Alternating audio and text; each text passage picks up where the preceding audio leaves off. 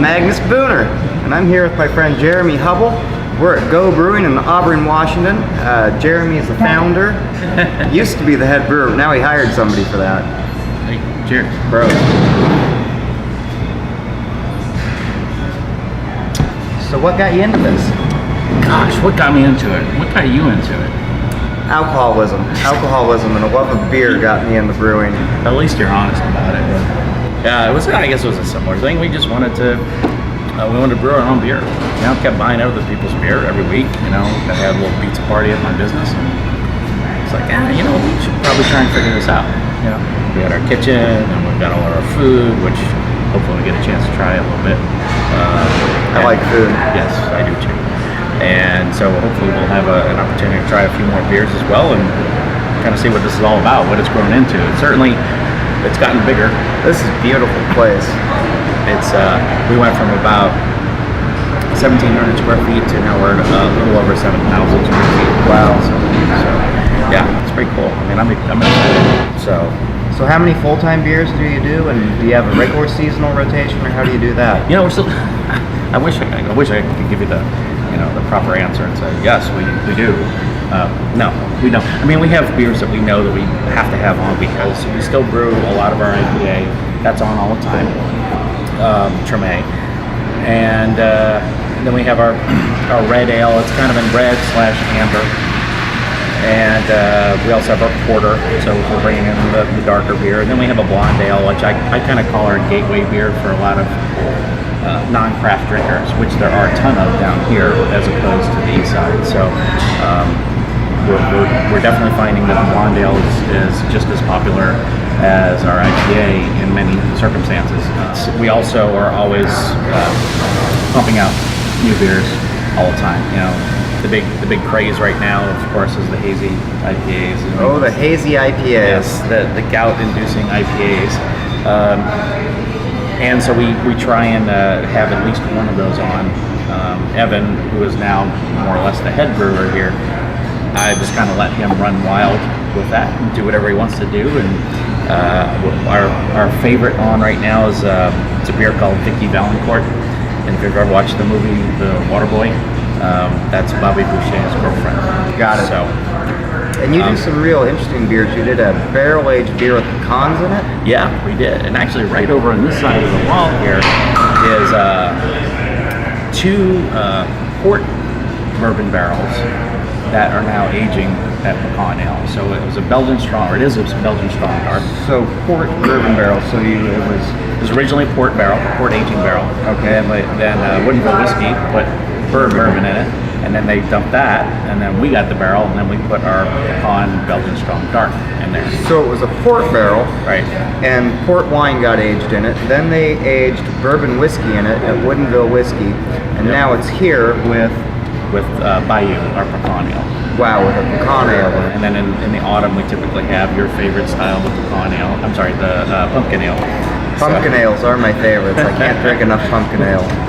At least we bourbon barrel age ours, right? Yeah, and you did one in it was a bourbon barrel that they aged maple syrup in. Right. Then when the maple syrup came out, it came here. And what did you age in that?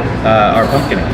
And they aged pumpkin ale, and I remember that was really good. Yeah. We also did a mesquite smoked porter in those maple syrup bourbon barrels too. That was phenomenal. It was really good. It was almost like get a hint of like a smoked maple bacon flavor in there in the beer, but not fake. You know, right. It's like it's actually true. You know, it wasn't like liquid smoke in there or anything. So yeah, it turned out great. I love barrel aging stuff. It's just well, let's talk about the food. So the name of the brewery is Geaux Brewing. It's spelled G-E-A-U-X. That's right. And it's not pronounced. I think Siri in the car said it. Geaux Brewing. Right. She's got an English accent. It's Geaux Brewing, so that's a New Orleans theme. So you've got New Orleans themed food? We do. One of the things that I've always wanted to do is bring the food that I grew up with, being from New Orleans, up here. And I got to mention this because I'm getting a waft from the kitchen right now that they got to be cooking down brew in there because I can smell the butter and the toasty caramely notes. So that's because we ran out of gumbo last night, so he's making more gumbo right now. Yes, it's It smells amazing. As you were saying, sorry. with New Orleans food. You want to bring up your crawfish tails from there. The bread. I think that the humidity down there, just all the environmental factors go into making that French bread loaf what it is. Well, and I think a big part of that is, you had so many French immigrants in that area. Right. We're here, sure, we've got bakeries and they make some French breads, but it's not like generation of baker that was classically trained in France and came to New Orleans. And then, they had to adapt to that environment and maybe American ingredients, American flours, and so it became a regional French bread, I imagine, to that area. And if you want it to taste identical, well, you just bring in the French bread from New Orleans. I think that's easy, and short of starting our own bakery. But at the same time, we don't want to be pigeonholed as a Louisiana-only kitchen. Right. Sometimes when you're having a beer, you just want a burger. Right. Or you just want something that's kind of got some beefiness to it, and so we don't just have Louisiana kitchen, Louisiana style food. We're trying to have a bunch of other pub-friendly things, So we do have a burger, boudin balls. So boudin is a pretty famous. Tell me about your boudin balls. I'll let you know about my balls here. So very popular in these parts. There is the boudin is kind of it's almost like a meat. It's multiple meats that are kind of encased in a sausage casing, and it looks like sausage. You get down. It's kind of the short version of it, but there's a lot of things in there. Rice is a component of it, but then there's lots of parts in there. So it's a pretty rich meat. It's really good. So what Chef decided to do was take that and ball it up. Kind of put a little egg wash on there, a little bit of a batter going, and then deep fry the thing, and that became an appetizer, and that's just crazy. It's so good.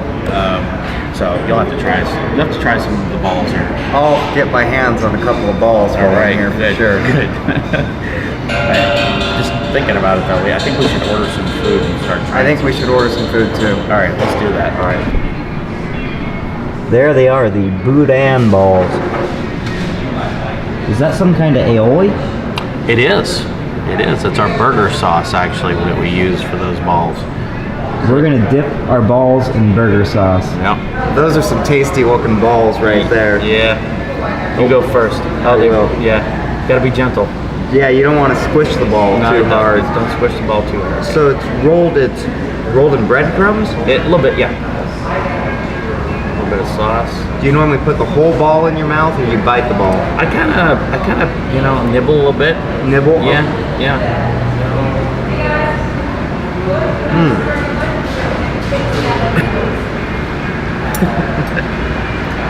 Oh my God. That is the most amazing thing I've ever had in my mouth. Oh yeah? It's a little salty. Yeah. You get the rice, and it's rich. You get the richness from the meat. Is that pork? It is pork. God, those are some good balls right there. Yeah, I'm glad you like the balls. Oh, the balls are falling apart in your mouth. I think I might partake as well. Yeah, you should put a ball in your mouth. I think I will. Uh-oh, my balls are falling apart.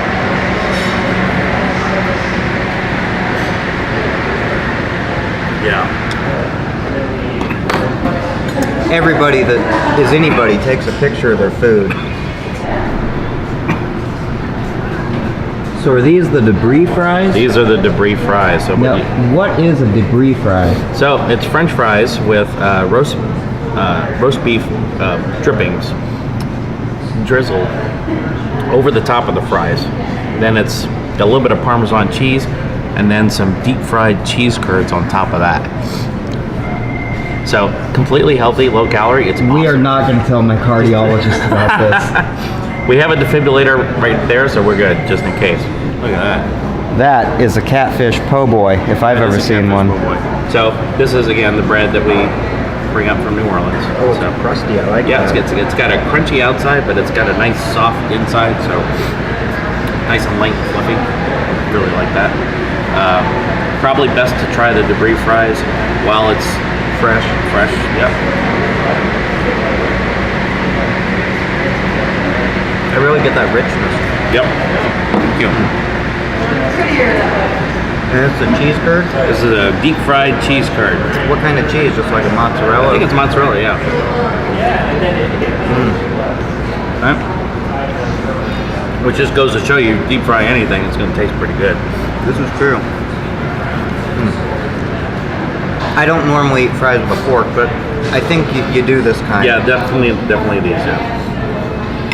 You can get them out of the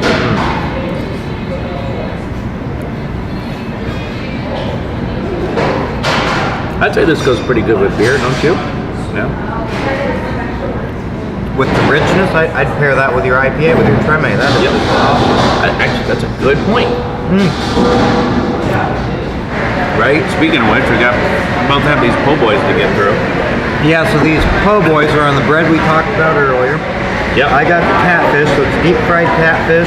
There's some aioli, some lettuce, some pickles on here. Yep. There's some lovely tomatoes that look very ripe, but I just don't do tomatoes.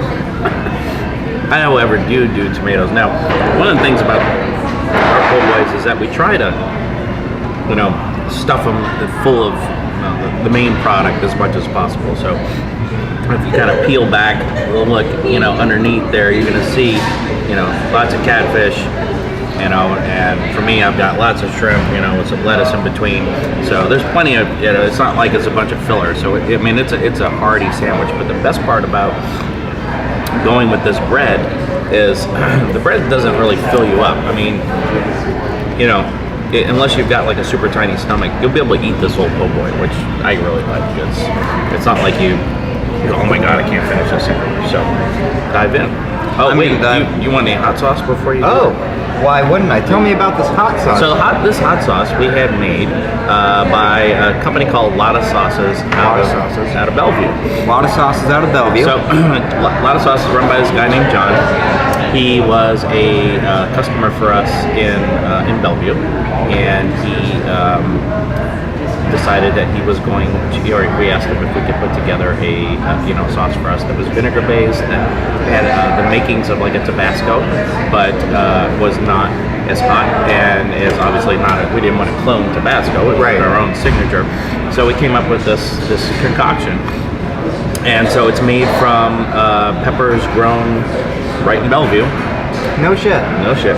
And so give it a try. I mean, I'm really happy with it. So you can only get it here. It's the only place you can get that. Called Bayou Burner. Bayou Burner hot sauce.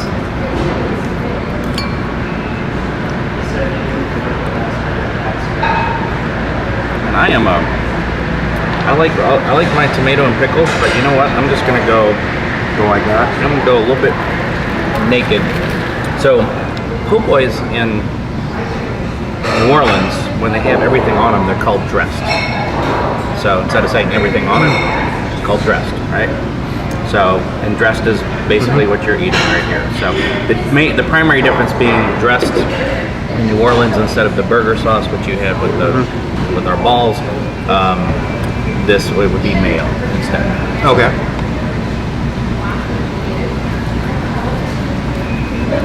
Should I take a bite of this without having a beer next to me? Probably not.